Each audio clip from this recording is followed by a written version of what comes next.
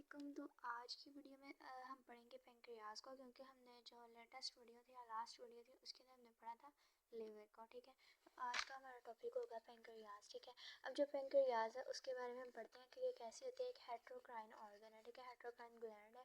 ठीक है, अब जो हेट्रोक्राइन ग्लैंड है उससे पहले मैं एक और बात बता दूँ कि एक लीफ लाइक सेल स्ट्रक्चर होता है। ठीक है, जो कि मैंने आपकी जो वो लास्ट वीडियो में बना कर भी दिखाई थी इसके बारे में चीज़ें। ठीक है, अब हेट्रोक्राइन है तो बेसिकली ये कैसा होगा, एक्सोक्राइन भी होगा। ठीक है, और कैसा होगा, एंडोक्राइन भी होगा। ठीक है, अब एक्सोक्राइन का मतलब ये है कि इसके अंदर डक्ट्स जो है वो मौजूद हैं। ठीक है, डक्ट्स जो है वो क्या है, मौजूद है।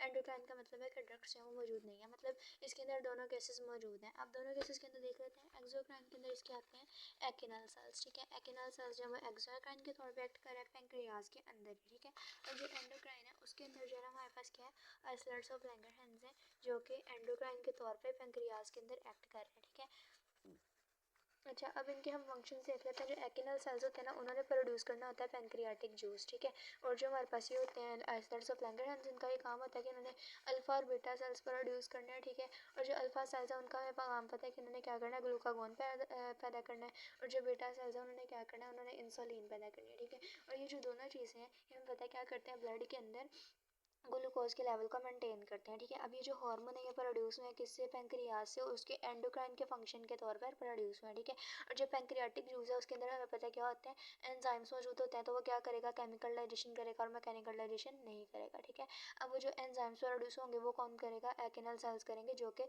पेंक्रियाज का एक एक्सोक्राइन के तौर पर फंक्शन होगा। ठीक है, अच्छा, अब हम लोग बात कर लेते हैं कि जो हमारा फूड है वो किस तरह आता है। ठीक है, तो पहले तो हम बात करते हैं कि जब हम लोग ओरल कैविटी के अंदर अपना फूड इनटेक करते हैं, हम क्या करते हैं, फूड का एक टुकड़ा लेते हैं। ठीक है, चंक ऑफ फूड लेते हैं। अब जो चंक ऑफ फूड है उसे हमारी जो टंग है वो क्या करती है, मैनिपुलेट करती है। ठीक है, मैनिपुलेट करती है, उसका बोलस बनता है। और जो हमारा फेरिंग्स है वो क्या करता है, बोलस को रिसीव करता है। ठीक है, और बोलस को ही पास करता है, मतलब फेरिंग्स उसके साथ कोई तब्दीली नहीं करता, बोलस ही रिसीव करता है, बोलस ही पास करता है। ठीक है, और जो हमारा इसोफेगस है वो भी क्या करता है, बोलस को रिसीव करता है और बोलस को ही पास कर देता है। लेकिन जो स्टमक होता है वो क्या करता है, जो स्टमक है वो क्या करता है, बोलस को रिसीव करता है लेकिन पास किसको करता है, काइम को पास करता है। ठीक है, अब ये हमारे पास क्या रहता है, ये मेरे पास इसोफेगस है। ठीक है, और ये मेरे पास क्या, लोअर इसोफेजियल स्फिंक्टर, या फिर इसको हम कह सकते हैं इसोफेजियल पेप्टिक स्फिंक्टर। ठीक है, और इसके अलावा इसका एक और नाम होता है कार्डियक स्फिंक्टर। ठीक है, और यहाँ पे मैंने बताया था ये कार्डियक हिस्सा, ये फंडस है, ये इसकी बॉडी या कैविटी, इसको एंट्रम कहते हैं। और ये हमारे पास क्या है, ये वाला इतना हिस्सा पाइलोरस, और ये इतना जो बच गया ये कौन सा, एंट्रम है। ठीक है, और ये मेरे पास कौन सा है,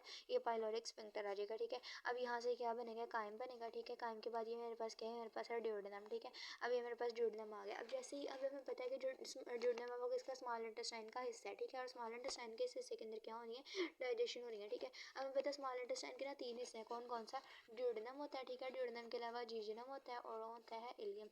अब इन तीनों हिस्सों के अंदर डाइजेशन होती है, तीनों के अंदर होती है, सबसे ज़्यादा इसमें होती है, थोड़ी बहुत इसमें होती है, और इसमें ना होने के बराबर होती है। ठीक है, और इन तीनों हिस्सों के अंदर एब्जॉर्प्शन भी होती है, सबसे ज़्यादा एब्जॉर्प्शन इसमें होती है, थोड़ी बहुत इसमें होती है, थोड़ी थोड़ी इसमें होती है, नेग्लिजिबल से जो एब्जॉर्प्शन है वो इसमें होती है। ठीक है, अब हमें पता है कि जो इलियम है ना उसके अंदर क्या होता है, विलाई होते हैं जो कि क्या करते हैं, चीज़ों को एब्जॉर्ब करते हैं, फूड को एब्जॉर्ब कर रहे होते हैं। ठीक है, अब यहाँ पे जो है ना विलाई वो बहुत ज़्यादा मौजूद है, यहाँ पे भी ज़्यादा मौजूद है, यहाँ पे बनना शुरू हो रहे होते हैं। ठीक है, तो यहाँ पे भी एब्जॉर्प्शन होती है। ठीक है, लेकिन अगर हमसे पूछा जाए कि जो फूड की डाइजेशन है वो कहाँ पे एंड हो जाती है, तो हमने कहना है कि वो जीजनम के अंदर एंड हो जाती है। ठीक है, जीजनम नहीं कहना हमने, हम कहेंगे कि इलियम के अंदर एंड हो जाती है, क्योंकि इलियम के अंदर ये असल में वो एंड हो रही है। ठीक है, वहाँ पे बिल्कुल नेग्लिजिबल सी हो रही है। ठीक है, अच्छा, अब क्या होगा कि जैसे ही कायमी से आकर टच करेगा तो हमें पता है कि जो कायम है वो कैसा एसिडिक है, क्योंकि यहाँ पे पीएच है 2। अच्छा, जो हमारे पास ओरल कैविटी वहाँ पे पीएच कितनी थी, पे स्लाइटली जो है हमारे पास अल्कलाइन थी, या फिर मतलब एसिडिक भी रहती थी। जब हमारे पास जो क्या हो रहा था उसके अंदर से कार्बन डाइऑक्साइड जो है वो रिमूव हो जाती थी जब हमारे पास टेल सलाइवा होता था। ठीक है, और इसके अलावा जब हम लोग आते हैं वो इसके अंदर स्टमक के अंदर, तो वो वहाँ पे HCl मौजूद है और पेप्सिनोजन मौजूद है। ठीक है, तो यहाँ पे जो हमारे पास जो है वो पीएच वो कितनी मौजूद है, 2। ठीक है, 2 पीएच मौजूद है, क्वाइट एसिडिक पीएच। ठीक है, और जो ड्यूडेनम है स्मॉल इंटेस्टाइन है उसके अंदर कितनी पीएच होती है, उसके अंदर होती है 7.8 से 9 पीएच, यानी बिल्कुल अल्कलाइन पीएच। ठीक है, अब जैसे ही वो कायमी से आकर टच करेगा ना, इसके जो ड्यूडेनल सेल्स हैं, ठीक है, ड्यूडेनल सेल्स ने क्या प्रोड्यूस करना है, उन्होंने प्रोड्यूस करना है हमारे पास इंटेस्टाइनल जूस। ठीक है, इंटेस्टाइनल जूस प्रोड्यूस करेंगे, और जो इंटेस्टाइनल जूस है उसके अंदर हम कंपोजिशन इसकी देखेंगे वो क्या क्या होती है। उसमें पहली चीज़ तो उसमें आ जाएंगे साल्ट्स। ठीक है, अब देखो साल्ट जो है ना उन्होंने क्या करना है, पीएच को मेंटेन करना है। पहली बात तो ये है कि हमारे पास जो फूड था वो कायम था, वो क्या था, एसिडिक था, उससे उन्होंने क्या करना है, अल्कलाइन करना है। ठीक है, इसके अलावा इसके अंदर होते हैं कुछ हार्मोन्स, वो कौन कौन से हार्मोन्स होते हैं उनकी बात कर लेते हैं। ठीक है, एक तो होता है सिक्रेटिन, ठीक है, और इसके अलावा और हमारे पास क्या होता है सोमेटोस्टेटिन नहीं होता, सीसी होता है, ठीक है। अच्छा, अब मैं एक और बात बताती हूँ कि हम लोगों ने एक चीज़ पढ़ी थी, सोमेटोस्टेटिन पढ़ा था, ठीक है, और क्या पढ़ा था हमने, सीरोटोनिन पढ़ा था, और ये दोनों हमने कहाँ पे पढ़े थे, ये दोनों हमने पढ़े थे हमारे पास जो स्टमक था उसके अंदर पढ़े थे, ठीक है। और जो सोमेटोस्टेटिन था इसका और जो सिक्रेटिन है ना इसका फंक्शन मिलता है, हम बताते हैं कैसे। पहले हम बात कर लेते हैं सीसी के ऊपर, ठीक है। तो इसने क्या करना होता है, इसने पॉजिटिव फीडबैक देना है, मतलब पॉजिटिव फीडबैक को आप अगर आसान लफ्ज़ों में कहें तो इसका ये मतलब समझे कि उनको कह रहा है अपना काम करो, ठीक है, और नेगेटिव फीडबैक का मतलब ये है कि उनको कह रहा है अपना काम नहीं करो, ठीक है। अच्छा, अब पॉजिटिव फीडबैक इसने किस किस को देना है, एक इसने देना है गाल ब्लैडर को देना है, ठीक है, और दूसरा इसने देना है पेंक्रियाज को, ठीक है। अब मैंने पहले एक बात बताई थी कि देखो मेरे पास ये पेंक्रियाज है, ठीक है, यहाँ पे पेंक्रियाटिक डक्ट निकली, यहाँ पे मेरे पास क्या बर्डन स्फिंक्टर ये ऊपर जाएगा, ठीक है, उसके बाद ये हिपैटोपेंक्रियाटिक डक्ट है, यहाँ प्यूला वाटर आएगा, यहाँ रहता है हिपैटोपेंक्रियाटिक डक्ट, ठीक है। ये मेरे पास है कॉमन बाइल डक्ट, यहाँ से आ जाएगी सिस्टिक डक्ट, ठीक है। सिस्टिक डक्ट के बाद यहाँ पे मेरे पास क्या रहती है, यहाँ पे मेरे पास आ जाती है राइट हिपैटिक डक्ट, और यहाँ पे आ जाती है लेफ्ट हिपैटिक डक्ट, ठीक है, और यहाँ पे मेरे पास है कॉमन हिपैटिक डक्ट, ठीक है। अच्छा, और ये सारी चीज़ें जो है ये मेरे पास क्या रहता है, गाल ब्लैडर है, ठीक है, और ये वाली जो सिस्टिक डक्ट है यहाँ से निकल रही है।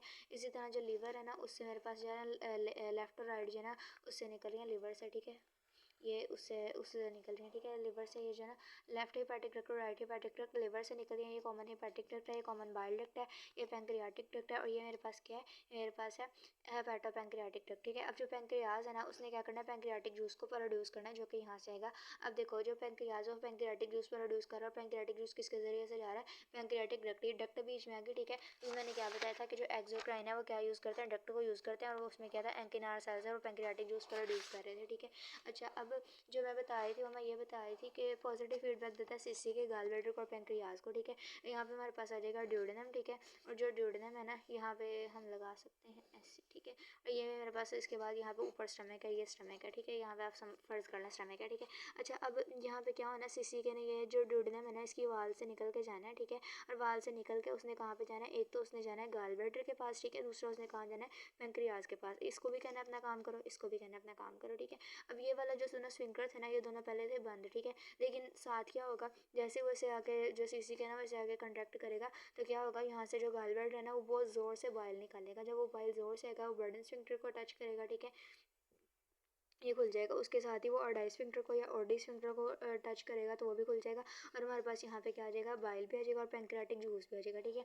इसके अलावा हम बात करते हैं सिक्रेटिन की, ठीक है। सिक्रेटिन ने नेगेटिव फीडबैक भी देना है और पॉजिटिव फीडबैक देना है। पॉजिटिव फीडबैक किसको देना है, पॉजिटिव फीडबैक इसने देना है लीवर को, ठीक है, और किसको देना है पॉजिटिव फीडबैक, इसने पॉजिटिव फीडबैक ये दे रहा होता है पेंक्रियाज को, ठीक है, और जो नेगेटिव फीडबैक है वो किसको दे रहा होता है, वो दे रहा होता है स्टमक को, ठीक है। अब स्टमक को क्यों दे रहा है, स्टमक जो ना वो पहले गैस्ट्रिक जूस प्रोड्यूस कर रहा था, ठीक है।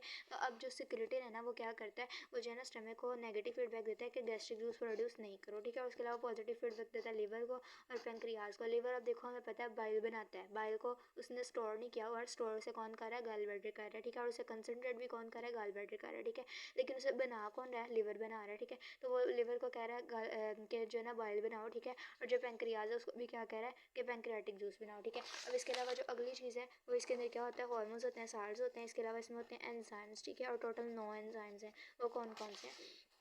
अच्छा, मैं एक और चीज़ बता दूँ कि जो इंटेस्टाइनल जूस है ना उसका एक टेक्निकल नेम भी होता है, वो होता है सक्कस एंटेरिकस, ठीक है, सक्कस एंटेरिकस भी इसका नेम होता है एक।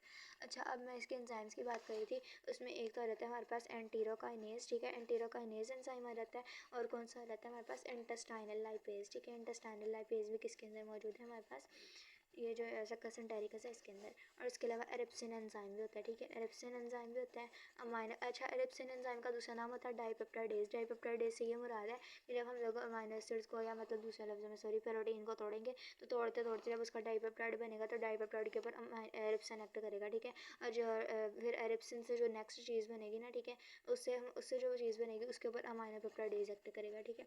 ये हमारे पास हो गया, और क्या हो जाएगा, इसके बाद आ जाएंगे न्यूक्लियोटाइडेजेस आ जाएंगे, न्यूक्लियोटाइडेजेस, और इसके अलावा हमारे पास क्या आते हैं, न्यूक्लियोसाइडेजेस, ये हो गए।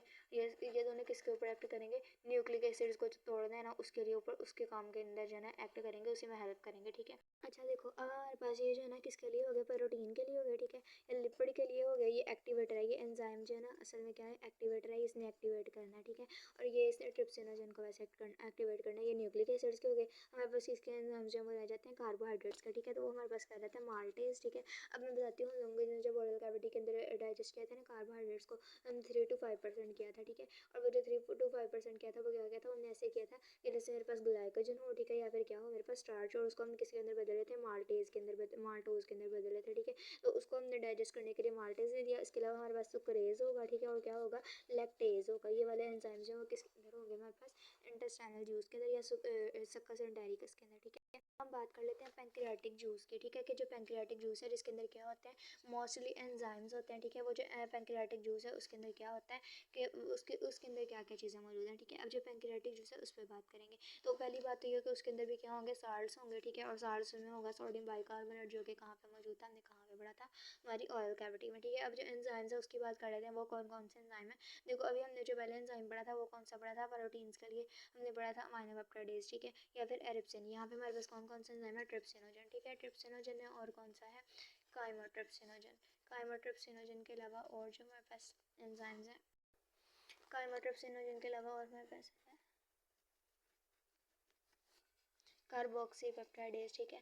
अच्छा अब मैं एक और बात बता दूं कि जो हमारे पास वो थे पेप्सिनोजन थे या प्रोडानिन थी, वो कैसे एक्ट कर रहे थे, वो एक्ट कर रहे थे एंडोपेप्टाइडेज के तौर पे, मतलब वो दरमियान से चेन को तोड़ रहे थे। लेकिन जो कार्बोक्सीपेप्टाइडेज और अमाइनोपेप्टाइडेज है ना, ये एक्सोपेप्टाइडेज है, मतलब ये किनारों से चेन को तोड़ रहे थे। जैसे ये मैंने बनाया हुआ है, ये क्या कर रहा है, दरमियान से चेन को तोड़ेगा, ठीक है। जब दरमियान से चेन को तोड़ेगा तो एंडोपेप्टाइडेज होगा। लेकिन अगर मैं ऐसे एक चेन बनाऊँ, उसको यहाँ से तोड़े यहाँ से तोड़े, ठीक है, तो वो कैसा होगा, एक्सोपेप्टाइडेज एंजाइम होगा, ठीक है। अच्छा ये मेरे पास जो तीनों एंजाइम है ना किसके लिए, प्रोटीन को डाइजेस्ट करने के लिए। मैं बताती हूँ प्रोटीन को क्यों डाइजेस्ट करना है। देखो पहले हमारे पास है पेप्सिनोजन, ठीक है, तो वो प्रोटीन्स को डाइजेस्ट कर रहा था और 50% कर रहा था, ठीक है। 50% कर रहा था, क्या बना रहा था, पॉलीपेप्टाइड्स बना रहा था, और क्या बना रहा था, पेप्टोन्स बना रहा था, ठीक है। अब जो पहले हमने क्या किया, प्रोटीन्स को तोड़ा किस इन्वायरमेंट में, एसिडिक इन्वायरमेंट में। हम प्रोटीन्स को फिर तोड़ेंगे किस इन्वायरमेंट में, बेसिक इन्वायरमेंट में, ठीक है।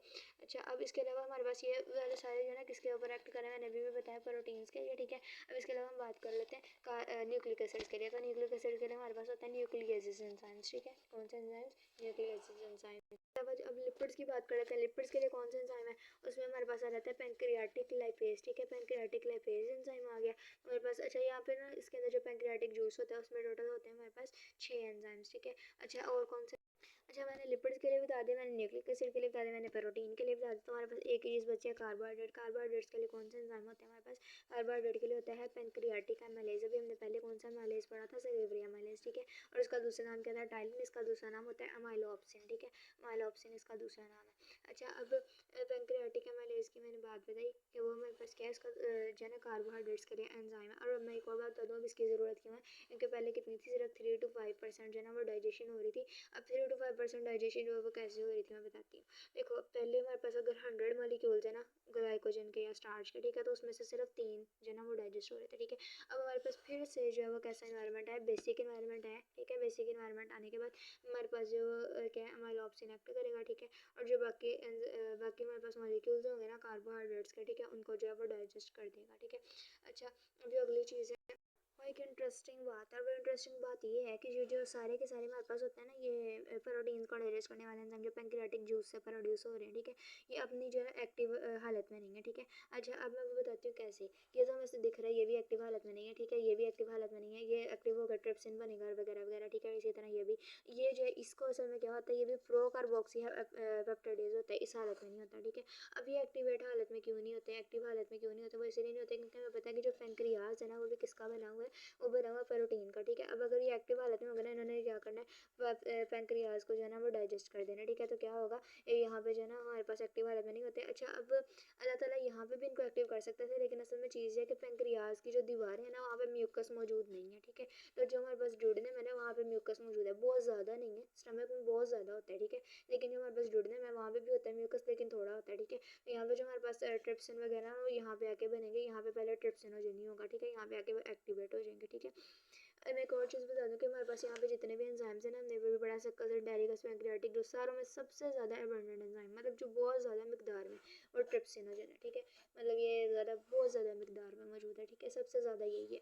नहीं सॉरी, ये जो है ना अबंडेंट है, मोस्ट अबंडेंट है, लेकिन इन 3 एंजाइम के अंदर, मतलब जो प्रोटीन वाले एंजाइम है ना, प्रोटीन को डाइजेस्ट करने वाले, ठीक है, सारा प्रोटीन को डाइजेस्ट करने वाले, ठीक है, उनके अंदर सबसे ज़्यादा जो अबंडेंट है वो कौन सा एंजाइम है हमारे पास, ट्रिप्सिनोजन एंजाइम है, ठीक है। अब जो अगली चीज़ है मैंने ये बतानी है कि जो एब्जॉर्प्शन है वो किन पार्ट्स के अंदर होती है और जो डाइजेशन है वो किन पार्ट्स के अंदर होती है, ठीक है। तो जो स्मॉल इंटेस्टाइन है उसके हमें पता है कि 3 हिस्से हैं, कौन कौन सा, ड्यूडेनम है, ठीक है, जीजनम है और कौन सा, इलियम है, ठीक है, ड्यूडेनम, जीजनम और इलियम, ठीक है। अब जो ड्यूडेनम है ना उसके अंदर बहुत ज़्यादा डाइजेशन होती है, ठीक है, जीजनम के अंदर भी होती है लेकिन ड्यूडेनम से सारी बातें थोड़ी होगी, और जो इलियम है उसके अंदर भी डाइजेशन होती है लेकिन बिल्कुल थोड़ी सी नेग्लिजिबल सी, ठीक है। अब इलियम के अंदर असल में क्या काम है, इलियम का काम है कि उसने एब्जॉर्प्शन करवानी है, सारे के सारे बॉडी की एब्जॉर्प्शन करवानी है।